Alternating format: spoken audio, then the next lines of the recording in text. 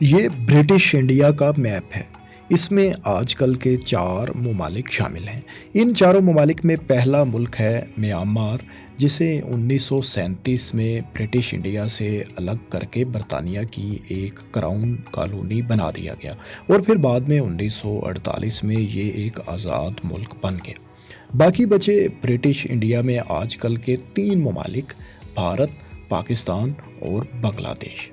1947 میں جب British India کی تقسیم ہوئی تو ابتدائی طور پر 2 ممالک بھارت اور پاکستان وجود میں آئے۔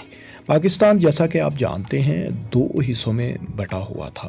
اس کا مغربی حصہ مغربی پاکستان کہلاتا تھا، جسے اب ہم اسلامک ریپبلک آف پاکستان کہتے ہیں، جبکہ مشرقی حصہ مشرقی پاکستان کہلاتا تھا، جو 1971 میں الگ ہو کر ایک الگ ملک بنگلہ دیش بن گیا تھا۔ اور یہ رہا بھارت، جو 1947 کی بر صغیر کی تقسیم کے بعد وجود میں آنے والا سب سے بڑا ملک تھا۔ لیکن کیا پورے کا پورا بھارت یہی ہے؟ نہیں، بھارت صرف اتنا سا نہیں، بلکہ اس میں 8,000 مربع کلومیٹر سے زائد رقبے پر پھیلے ہوئے خوبصورت جزیروں کا ایک گروپ بھی ہے، جنہیں بھارتی یونین میں شامل کر دیا گیا تھا۔ یہ جزیرے Andaman and Nicobar I lands کہلاتے ہیں۔ اب سوال یہ پیدا ہوتا ہے کہ نو آبادیاتی دور میں یہ جزائر تو برٹش انڈیا کا حصہ تھے، تو کیا پاکستان کا حق بھی ان جزائر پر نہیں بنتا تھا؟ ان جزائر کی اسٹریٹجک اور معاشی اہمیت کیا ہے؟ انڈمان اینڈ نکوبار جزائر کے علاوہ کیا اور جزیرے بھی تھے جو برٹش انڈیا کا حصہ تھے؟ اور کیا وہ سب کے سب بھارت کو مل گئے؟ کیا پاکستان اور بنگلہ دیش کو کوئی جزیرہ نہیں ملا؟ دوستو، یہی سب ہماری آج کی اس ویڈیو کا موضوع ہے، تو آئیے جانتے ہیں۔ Andaman and Nicobar I lands Indian ocean میں خلیج بنگال اور انڈمان سی کے سنگم پر واقع ایک آرکیپیلاگو یعنی چھوٹے بڑے جزائر کا ایک گروپ ہے۔ یہ جزائر بنیادی طور پر ایک آئی لینڈ چین کے 2 الگ الگ گروپس ہیں۔ شمال میں اس آئی لینڈ چین کو انڈمان کہا جاتا ہے، جبکہ جنوبی جزائر کے گروپ کو نکوبار کا نام دیا گیا ہے۔ نکوبار آئی لینڈز میں اندرا پوائنٹ بھارت کا انتہائی جنوبی پوائنٹ بھی ہے۔ یہ جزیرے مین لینڈ انڈیا کے قریب ترین زمینی علاقے سے تقریباً 1,000 کلومیٹر سے بھی زیادہ دور ہیں۔ چٹاگانگ بنگلہ دیش سے یہ جزیرے کم از کم 900 کلومیٹر کے فاصلے پر ہیں۔ میانمار سے ان جزائر کا کم از کم فاصلہ 300 کلومیٹر سے زیادہ ہے۔ انڈونیشیا کے سماٹرا آئی لینڈ کا نکوبار جزائر سے فاصلہ محض 160 کلومیٹر کے لگ بھگ ہے، جبکہ اسی ریجن میں واقع چھوٹے ملک سری لنکا کا فاصلہ ان جزائر سے 1200 کلومیٹر کے قریب ہے۔ انڈمان اینڈ نکوبار پورے آرکیپیلاگو میں تقریباً 572 جزائر شامل ہیں، اور ان کا کل رقبہ 8,250 مربع کلومیٹر کے لگ بھگ ہے۔ 572 جزائر میں سے صرف 38 جزیرے ہی آباد ہیں، اور یہاں تقریباً 4.5 لاکھ افراد رہائش پذیر ہیں۔ یہاں 4 مقامی قبائل کے کچھ لوگ بھی آباد ہیں۔ Andaman and Nicobar I lands میں ماڈرن دنیا سے الگ تھلگ نارتھ سینٹینل آئی لینڈ بھی شامل ہے۔ اس دلچسپ ٹاپک پر ہم ایک تفصیلی ویڈیو بھی کر چکے ہیں، آپ آئی بٹن پر کلک کر وہ دیکھ سکتے ہیں۔ انڈمان اور نکوبار بھارت کی ایک یونین ٹیریٹری ہے۔ پورٹ بلیئر اس ٹیریٹری کا کیپٹل ہے، اور جنگلات نے ان جزائر کے زیادہ تر رقبے کو اپنی لپیٹ میں لے رکھا ہے۔ ان جزائر پر انسانی زندگی کے شواہد ویسے تو ہزاروں سال پرانے ہیں، لیکن اگر ماڈرن نو آبادیاتی دور کی بات کریں تو ڈینش وہ پہلے یورپی تھے جنہوں نے یہاں ڈیرے ڈالے۔ 1755 میں ڈینش ایسٹ انڈیا کمپنی یہاں آئی اور ان جزائر کو 1756 میں اپنی کالونی بنا لیا۔ اس کے علاوہ کچھ جزائر تھوڑے عرصے کے لیے آسٹرین کالونی بھی رہے۔ آسٹریا اور ڈنمارک کے بعد Andaman and Nicobar I lands مکمل طور پر برطانیہ کے زیر اثر آ گئے، اور 19ویں صدی میں انہیں برٹش انڈیا کا باقاعدہ حصہ بنا لیا گیا۔ 1942 میں جنگ عظیم دوم کے دوران یہ جزائر جاپان کے کنٹرول میں بھی آئے، لیکن جلد ہی یہاں سے بے دخل ہونا پڑا۔ 1947 میں 3 جون پلان کے مطابق جب برصغیر کی تقسیم کا فیصلہ ہوا تو مسلم لیگ نے موقف اختیار کیا کہ ان جزائر پر پاکستان اور بھارت دونوں کا حق ہے۔ قائد اعظم کے مطابق یہ جزائر برٹش انڈیا کا ایسٹ تھے اور انہیں بھارت اور پاکستان دونوں کے درمیان تقسیم کیا جانا چاہیے تھا۔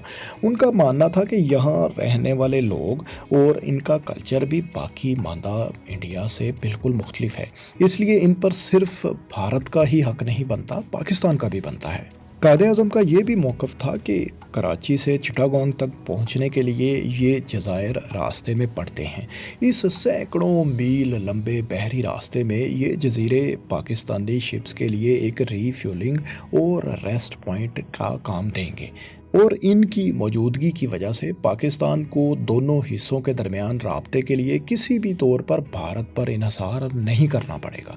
یہاں پر جواہر لال نہرو کا موقف تھا کہ ان جزائر کی آبادی میں ہندوؤں کی تعداد مسلمانوں سے زیادہ ہے، لہٰذا ان جزائر کو بھارت میں شامل کیا جانا چاہیے۔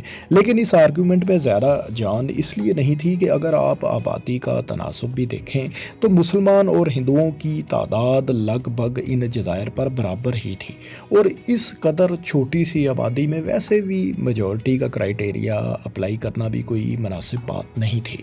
برٹش گورنمنٹ کا موقف یہاں بھارت اور پاکستان دونوں سے مختلف تھا۔ برطانیہ چاہتا تھا کہ ان جزائر کی اسٹریٹجک لوکیشن کی وجہ سے ان کا کنٹرول اپنے پاس ہی رکھے، یعنی کہ نہ تو یہ جزائر بھارت کا حصہ بنے اور نہ ہی پاکستان کا۔ ہندوستان کی آزادی کا بل پاس ہو جانے کے بعد وائسرائے ہند لارڈ ماؤنٹ بیٹن کے پاس وقت بہت کم تھا اور انہیں جلد ہی فیصلہ کرنا تھا۔ ویسے ذاتی طور پر ان کی ہمدردیاں بھارت کے ساتھ ہی تھیں۔ قائد اعظم نے اس وقت کے برطانوی وزیر اعظم اور لیڈر آف اپوزیشن سے آئی لینڈز کو انڈیپینڈنس ایکٹ کے اسکوپ سے نکالنے کی درخواست بھی کی تاکہ اس معاملے پر بعد میں الگ سے مذاکرات کیے جا سکے۔ خیر، اس مسئلے کا کوئی حل تو نہیں نکل سکا اور ان جزائر کی ایڈمنسٹریشن کا حق بھارت کو ہی دے دیا گیا اور پاکستان کے حصے میں ایک بھی جزیرہ نہیں آیا۔ انڈمان اور نکوبار آئی لینڈز اسٹریٹجیکلی کس قدر اہمیت کے حامل ہیں، اس کا اندازہ اس بات سے لگائیں کہ یہ جزائر انتہائی مصروف ترین shipping route street of Malacca کے شمال مغربی دہانے پر واقع ہیں۔ یورپ، مڈل ایسٹ اور مشرقی ایشیا کے درمیان 40% بحری تجارت اسی تنگ سی اسٹریٹ کے ذریعے ہی ہوتی ہے۔ چین کی بات کی جائے تو اس کی 60% تجارت اسٹریٹ آف ملاکا کے راستے کے ذریعے ہی ہوتی ہے۔ ہر روز اس تنگ سی گھاٹی سے 300 بحری جہاز گزرتے ہیں۔ اس قدر پرائم لوکیشن پر واقع ہونا اسٹریٹجک لحاظ سے تو اہم ہے ہی، ساتھ ہی اکنامک پوائنٹ آف ویو سے بھی انتہائی اہمیت کا حامل ہے۔ اس جگہ سے نہ صرف عالمی تجارت کو کنٹرول کیا جا سکتا ہے بلکہ یہاں ٹرانس شپمنٹ اور شپ بلڈنگ کی فیسلٹیز بنا کر ڈالرز بھی خوب کمائے جا سکتے ہیں۔ اس ریجن کی اہمیت کو مد نظر رکھتے ہوئے بھارت نے حال ہی میں اربوں ڈالرز کے گریٹ نکوبار ڈیولپمنٹ پروجیکٹ کا آغاز بھی کیا ہے۔ دوستو، کسی ملک کے پاس کسی دور دراز جزیرے کی ملکیت ہونا اس لحاظ سے بھی اہم ہوتا ہے کہ اس طرح اس ملک کو اس جزیرے کے گرد 200 ناٹیکل مائلز تک سمندری حدود استعمال کرنے کا حق حاصل ہو جاتا ہے۔ اس ریجن کو ایکسکلوسیو اکنامک زون کہتے ہیں۔ ان دور دراز جزائر کی ملکیت ہونے کی وجہ سے بھارت کی سمندری حدود آبنائے ملاکا جیسے اہم سمندری راستے تک بھی پھیلی ہوئی ہیں۔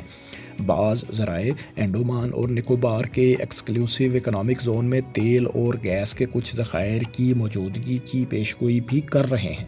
اس کے علاوہ فشنگ انڈسٹری کو بھی ظاہر ہے یہاں تک فروغ دیا جا سکتا ہے۔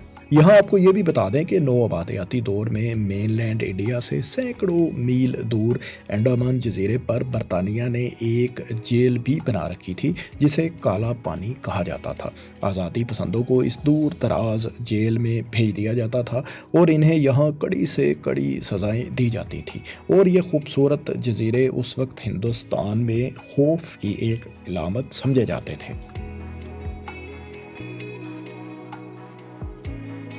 انڈومان اینڈ نکوبار جزائر کے بعد اب کچھ اور جزیروں کے گروپس کی بات بھی کر لیتے ہیں جو شاید پاکستان کو مل سکتے تھے۔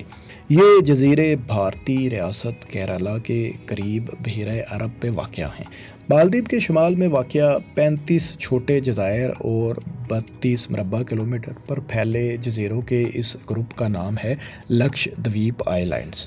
پہلے ان جزائر کا نام Laccadive, Minicoy and Amindivi islands تھا۔ بعض رپورٹس کے مطابق جب برٹش انڈیا کی تقسیم کا فیصلہ کیا جا رہا تھا تو ابتدائی طور پر نہ ہی بھارت اور نہ ہی پاکستان کی توجہ اس طرف گئی۔ تقسیم کا فیصلہ جب ہو چکا تو پاکستان کے پہلے وزیر اعظم لیاقت علی خان نے اگست 1947 کے آخری دنوں میں پاکستانی نیوی کا ایک شپ ان جزائر کو کلیم کرنے کے لیے بھی بھیجا تھا۔ پاکستان کا نیوی شپ جب وہاں پہنچا تو بھارتی نیوی پہلے ہی وہاں اپنا جھنڈا لہرا چکی تھی۔ ان چھوٹے چھوٹے جزائر کی سطح سمندر سے بلندی کوئی اتنی زیادہ نہیں۔ پہلے یہ دراصل 36 جزائر تھے، لیکن ان میں سے ایک آئی لینڈ کوسٹل ایروژن اور سمندری پانی کی سطح بلند ہو جانے سے پہلے ہی زیر آب آ چکا ہے۔ ماہرین کا خیال ہے کہ اس گروپ کے 4 مزید جزیرے بھی آئندہ چند سالوں میں غرق ہو جائیں گے۔ اس وقت لکشدویپ آئی لینڈز بھارت کی ایک یونین ٹیریٹری ہیں، لیکن تقسیم کے وقت یہ مدراس کا انتظامی طور پر حصہ ہوا کرتے تھے۔ حال ہی میں بھارتی حکومت کی طرف سے متعارف کیے گئے ایک اور قانون کے مطابق انتظامیہ یہاں کسی بھی انڈیویجول کی زمین کا کوئی ٹکڑا اس سے لے کر ڈیولپمنٹ کے لیے استعمال کر سکتی ہے۔ اس قانون کا مقصد ان جزائر کو ٹورسٹ ڈیسٹینیشن کے طور پر تیار کرنا ہے۔ ان جزائر کی کل آبادی 65,000 افراد پر مشتمل ہے۔ ان میں 96% مسلمان ہیں۔ 2021 میں بھارتی حکومت نے ایک ایکٹ کے ذریعے یہاں گائے ذبح کرنے پر بھی پابندی عائد کر رکھی ہے۔ انڈامان آئی لینڈز کے شمال میں واقع کوکو آئی لینڈز بھی برطانیہ کے ہی کنٹرول میں ہوا کرتے تھے۔ 1948 میں جب میانمار کو آزادی ملی تو تب یہ میانمار کا ہی حصہ بن گئے۔ کوکو آئی لینڈز کے گروپ میں 5 جزائر شامل ہیں۔